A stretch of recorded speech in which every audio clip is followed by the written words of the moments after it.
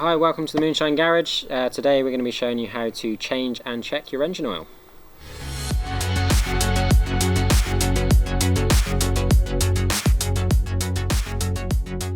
Differing from bike to bike, there can be different quantities of oil obviously needed.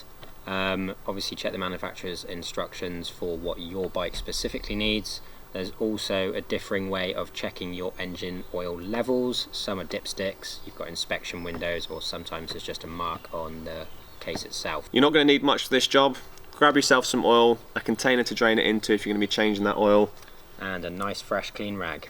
And we'll get down onto the bike now and show you how to get it done. Right, so we're over with the CRF 70 with the YX140 engine. We are going to go and check the oil on this. We tend to check the oil before every ride out because it's easier to top up than it is to rebuild these. Then we tend to do an oil change every 10 hours or a couple of ride outs depending on which one comes first. So down here on the YX140 we've got the oil cap with the dipstick on the bottom of the cap up the top here. You may have a slightly different orientation where you've got a viewing window, so I'll just send you over to Hixie and he'll show you what I mean. So down on this bike, guys, we've got a Detroit 170 engine. This has got a little inspection window down the bottom of the crankcase. This is just an oil filler cap. So with these inspection windows, we get the oil level to about 2/3 up that window with a little space on top. It's just really important when you are checking the oil level that your bike is on the level as well.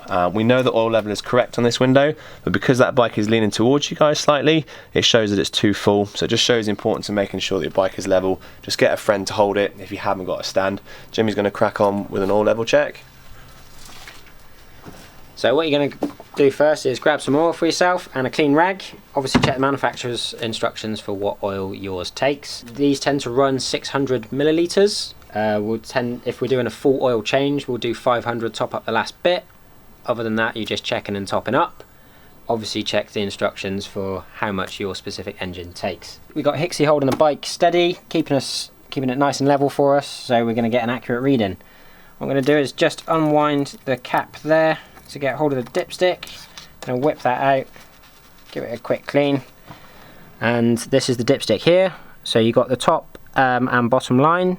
We're going to want to be looking for a measure somewhere about 3/4 up from the bottom there. So we're going to pop that back in, get a reading. It's important to note at this point, we're not threading it all the way in, you're just resting it. If you thread it all the way in, you're going to get an inaccurate reading. It's going to essentially make you run with less oil in the engine. So we're going to pull that out, have a little look. And yeah, we're low on there, so we're going to top it up. Cool, pop some oil in. Get Hixie to hold that out of the way for us. Make our lives easier. Pop some oil in. Remember to go in slow stages because it's always easier to put a little bit more in than it is to drain everything out. We're going to pop that back in, just rest it there and take a reading from it. Yeah, we're getting there. Right, oil level checked and done. We're going to thread this all the way back down. Don't want to be crazy tight, but you want it to be snug there like that because it's just made of plastic. Right, so that's the CRF 70 all topped up and ready to go. I'm going to pass you over to Hixie and he's going to quickly run through how to do an oil change. Right guys, so we know with this bike that the oil level is perfect and we don't need to drain the oil, but it's a really straightforward process. So you go down to the bottom of your engine, just make sure you get a bucket or some sort of receptacle to put on the floor, put a rag down. If you drop your oil onto, say, brickwork or cement, you're going to leave a mark, so just keep the workplace nice and clean.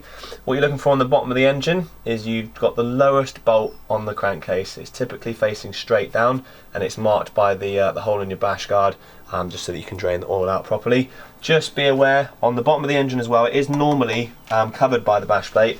There is a bolt down there on an angle. It could be mistaken for the oil drain bolt. If you remove this, there is a spring, a retaining spring behind that. So just make sure you look for the lowest bolt, it's through the hole and it's facing straight down. Really straightforward. Drain the oil out and then you'll be back to an oil level check just to make sure when you're topping it back up. So that is an oil level check and change. It's both really straightforward process. Just some key points to remember when you're doing this is just to not screw your dipstick down all the way to the bottom. You want to make sure you get the right reading. Keep your bike on the level.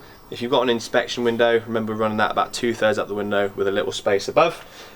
If you've gone for a complete drain, You're typically going to be looking at around 600 mil for a full change, but that is going to be in the instructions. So we would normally start at 500 mils and then work our way up, just to make sure we don't overfill and have to go through and drain again.